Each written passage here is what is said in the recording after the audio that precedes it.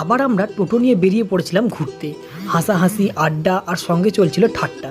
তখনই হঠাৎ আমরা আমাদের একজন বন্ধুকে বললাম, ধর তুই যদি এখন কারো কাছে বলিস যে তুই একটা সমস্যার মধ্যে পড়েছিস, এক্ষুনি তোর কাছে কাউকে একজনকে বা কোনো বন্ধুকে আসতে হবে। সে কি বলে ফোনে সেটাই আমরা শুনবো তোর থেকে। লাউড স্পিকার দে।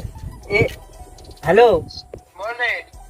বলছি আমি একটু ফেঁসে গেছি বুঝলি তো, সেই গাড়ির না চেনটা হয়ে গেছে, কেটে গেছে। বলছি যে একবার আয় না আনতে। এই সেই মিল করার ওইখানটায় ফেঁসে গেছি, গাড়িটা হয়ে আছে, গাড়িটা শুধু একটু ঠেলে মানে একটু তোর গাড়িটা নিয়ে আবার আনতে হয় না। এগাচ্ছে কিন্তু গাড়িটা হচ্ছে ওই তো ওই সামনেটা, ওই মিল করার সামনেটায়।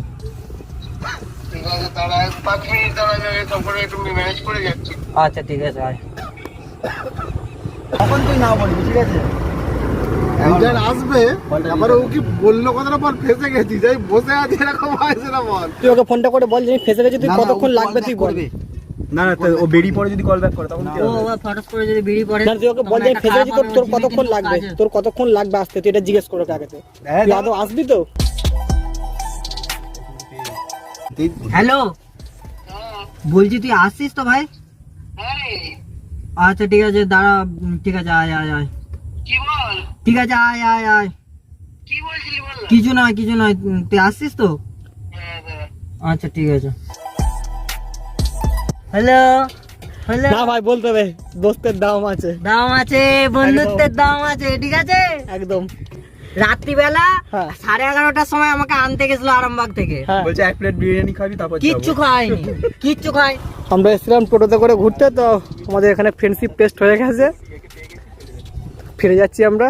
ঠিক আছে চল, ওকে তুই ফোন করে বারণ করে দে। তুমি যা, কাউকে তো পেতে টাইম না, ও বেরিয়ে যাবে, না সঙ্গে সঙ্গে কি করে বেরোবে? ও বেরিয়ে যাবে। ঠিক আছে, তুই লাউড স্পিকার দে। পেয়ে গেছি একজন। জোর দে, সাউন্ডটা জোর দে। এ বলছি সাত্বিক দাকে পেয়ে গেছি বুঝলি তো, সাত্বিক দা চা খেতে এসেছিল, ও আমার সঙ্গে নিয়ে চলে যাচ্ছে বুঝলি তো। আরে সেই আনুরটা পেরিয়ে মিল করাটায়। না আনুরটা পেরিয়ে। আরে সেই আমরা যেখানে খোকনদার কাছে চা খেতে আসি রে, ওইখানে সাত্বিক দাকে পেয়েছি। সাত্বিক দাকে বললাম, আমি বললাম যে তোকে আর আনতে আসতে হবে না। হ্যাঁ ঠিক আছে, থ্যাংক ইউ। হ্যাঁ ঠিক আছে, যা উপরে যা, ঠিক আছে।